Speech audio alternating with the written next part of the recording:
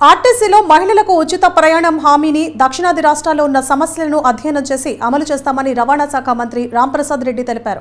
కుప్పం పర్యటనలో భాగంగా ప్రజాసేవకు సీఎం చంద్రబాబు శ్రీకారం చుట్టారని రాంప్రసాద్ రెడ్డి అన్నారు.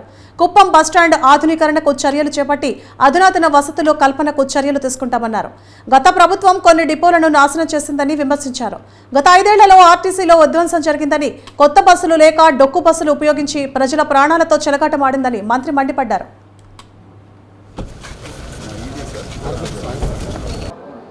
ముఖ్యంగా ఈరోజు మీ అందరికీ తెలుసు, పెద్దలు గౌరవ ముఖ్యమంత్రి వర్యులు తన సొంత నియోజకవర్గమైన కుప్పంకు మొట్టమొదటిసారిగా ఇచ్చేశారు.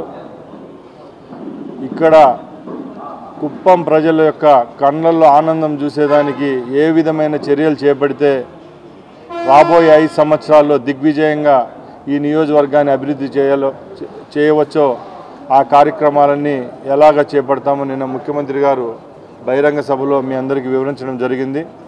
దానిలో భాగంగానే ఈరోజు ఈ సమావేశంలో ఏపీఎస్ఆర్టీసీకి సంబంధించిన కొన్ని కార్యక్రమాలు కుప్పం నియోజకవర్గంలో చేపడుతున్నాం.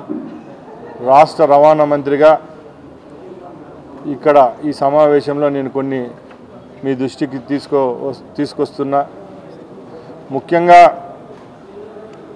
చంద్రబాబు నాయుడు గారి అజెండా మీ అందరికీ తెలుసు.